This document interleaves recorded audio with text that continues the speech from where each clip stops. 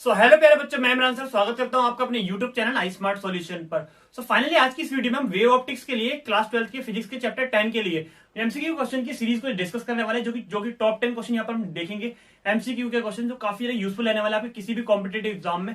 छोटे मोटे कॉन्सेप्ट को भी डिस्कस करते चलेंगे, जैसे कि आपने देखा है 9 चैप्टर के हमने एमसीक्यूज भी देख लिए, न्यूमेरिकल की सीरीज भी देखी, जो टर्म 2 के एग्जाम में यूजफुल भी रही होगी आपके लिए, काफी यूजफुल रहने भी वाली है ना। अब देखते हैं हमारे पास चैप्टर 10 के लिए फर्स्ट सीरीज का फर्स्ट क्वेश्चन क्या है एमसीक्यूज, और उसे यहाँ पर डिस्कस करेंगे one by one.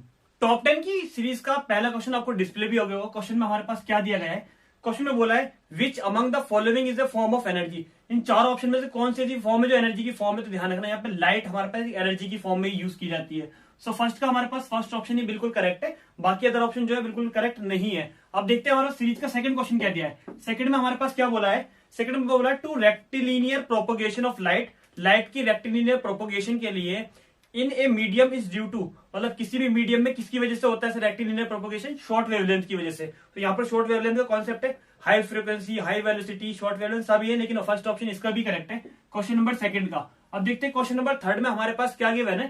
Third question में हमारे पास क्या बोला है, तो थर्ड क्वेश्चन में हमारे पास दिया गया है the wave front due to the source situated at infinity. कैसा होता है वेवलेंथ, प्लेनर होता है। ध्यान रखना, टू अ सोर्स बोला, एनी सोर्स, किसी भी सोर्स के लिए। ध्यान रखना रेक्टिलिनियर वाला सिचुएट वो वेव फ्रंट वाला कॉन्सेप्ट इन्फिनिटी पर मतलब प्लेनर होता है। तो यहाँ पर देखो स्पेरिकल भी दिया है, सिलेंड्रिकल भी दिया है। सी ऑप्शन प्लेनर वाला ऑप्शन बिल्कुल करेक्ट है इससे। अब देखते हैं क्वेश्चन नंबर 4 में हमारे पास क्या गिवन है। क्वेश्चन नंबर 4 हमारे पास थोड़ा सा अच्छा क्वेश्चन है।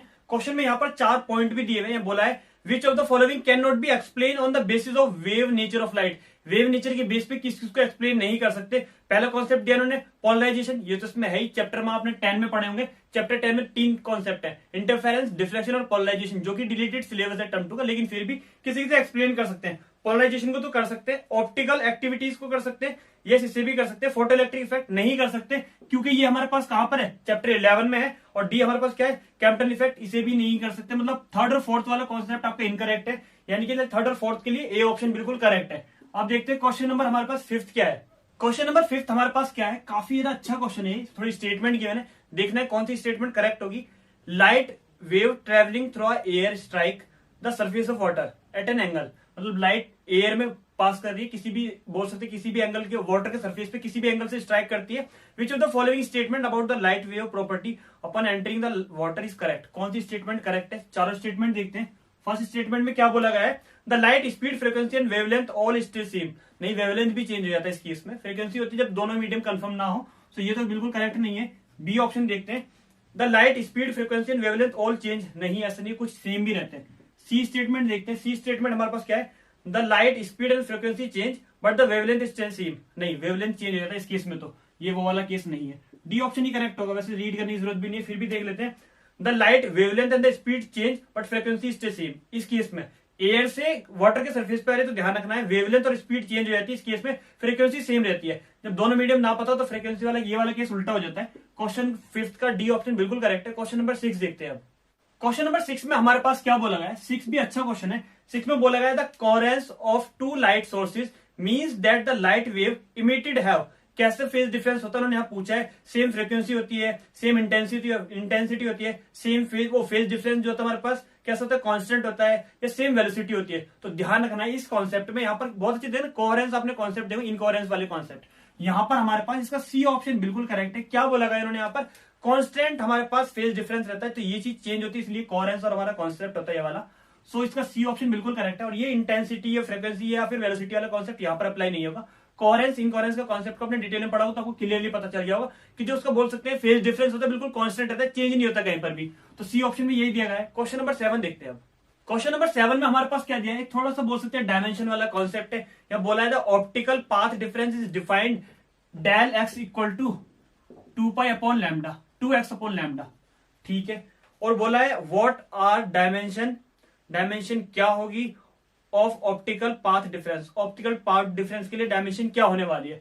सो पाई तो हमारे पास ये एक्स नहीं है, पाई सॉरी। सो पाई तो हमारे पास कांस्टेंट है, डायमेंशनल लेस है। लैम्डा हमारे पास मीटर में होता है, एल होती है, ऊपर जाकर एल की पावर -1 हो जाएगी, ये डायमेंशन होगी। इसे ऐसे भी लिख सकते हैं, एम की पावर 0, एल की पावर -1, टी की पावर 0। ऐसी कोई डायमेंशन का ऑप्शन है हमारे पास, यस है। देखो फर्स्ट ऑप्शन बिल्कुल करेक्ट है। अभी देखेंगे क्वेश्चन नंबर 8 क्या है। क्वेश्चन नंबर 8 में हमारे पास देखो क्या दिया हुआ है। क्वेश्चन नंबर 8 में हमारे पास बोला गया है, थोड़ा सा बोल सकते हैं कोहेरेंट वाला कॉन्सेप्ट है। तो बोला the phase difference between, coherent वाला नहीं, हमारे पास कंस्ट्रक्टिव वाला है यहाँ पर। The phase difference between the two superposition wave at the place of constructive interference. Constructive interference के लिए कौन सा हमारे पास डिफरेंस, मतलब बोल सकते हैं कौन सा इसके लिए ऑप्शन बिल्कुल करेक्ट है। सुपरपोजिशन वेव्स के लिए मैं आपको थोड़ा सा कंस्ट्रक्टिव के बारे में बता देता हूँ। ध्यान रखना है, मैक्सिमम इंटेंसिटी होती है कंस्ट्रक्टिव में, मिनिमम होती है डिस्ट्रक्टिव में। और बोल सकते हैं इवन मल्टीपल होते हैं हमारे पास किसके, पाई के, और ऑड मल्टीपल होते हैं डिस्ट्रक्टिव में। और लैम्डा के होते हैं 0, 1, 2, मतलब होल नंबर्स होते हैं मल्टीपल किसमें, कंस्ट्रक्टिव में। और 2n-1 λ/2 होते हैं डिस्ट्रक्टिव में। तो यहां पर देखते हैं किसके रिलेटेड ऑप्शन है। ऑप्शन देखो सब पाई वाले ऑप्शन है, तो ऑब्वियसली बात है पाई के लिए मैं आपको बता दूं, कंस्ट्रक्टिव के लिए इवन मल्टीपल्स होते हैं, और हमारे पास डिस्ट्रक्टिव में हमारे पास ऑड मल्टीपल होते हैं। तो इसका बी ऑप्शन बिल्कुल करेक्ट है कंस्ट्रक्टिव के कॉन्सेप्ट के लेकर। ये आप बिल्कुल, मैं आपको एक छोटी सी चीज और बता दूं, यंग डबल स्लिट एक्सपेरिमेंट का डेरिवेशन प्रिपेयर करना बिल्कुल ना भूलें, काफी इंपॉर्टेंट डेरिवेशन है। तो क्वेश्चन नंबर 8 का बी ऑप्शन बिल्कुल करेक्ट है। अब देखते हैं क्वेश्चन नंबर 9 क्या है। क्वेश्चन नंबर 9 में हमारे पास क्या दिया है। 9 में बोला गया है the path difference between two superposition wave at a place of destructive interference. Destructive के लिए पूछ लिया, कंस्ट्रक्टिव के लिए नहीं पूछा, ध्यान रखना है। ऑड मल्टी, यहाँ पे पाई नहीं दिया, लैम्डा दिया है। सो वहां पर अगर पाई देते तो ऑड हो जाता है, यहाँ पे लैम्डा है तो पाई बाई λ/2 हो जाएगा, ऑड मल्टीपल ऑफ λ/2, यानी कि डी ऑप्शन करेक्ट है। क्वेश्चन नंबर 10 को देखेंगे। 10 में हमारे पास क्या बोला गया है। क्वेश्चन नंबर 10 में दिया है two waves are rays to be a coherent. अच्छा, कोहेरेंट और इनकोहेरेंट वाला कॉन्सेप्ट दोबारा आ गया। इफ दे आर, वो कैसी होंगी, सेम फ्रीक्वेंसी और फेज बोल सकते हैं, एम्पलीट्यूड सेम सेम होने वाला है तब। तो यहाँ पर इन्होंने कौन से कॉन्सेप्ट में दिया है, देखो फर्स्ट में भी डिफरेंट दिया है, बी में भी डिफरेंट है, सी में भी एम्पलीट्यूड डिफरेंट है, लेकिन डी में कोई भी डिफरेंस नहीं है, सब सेम है।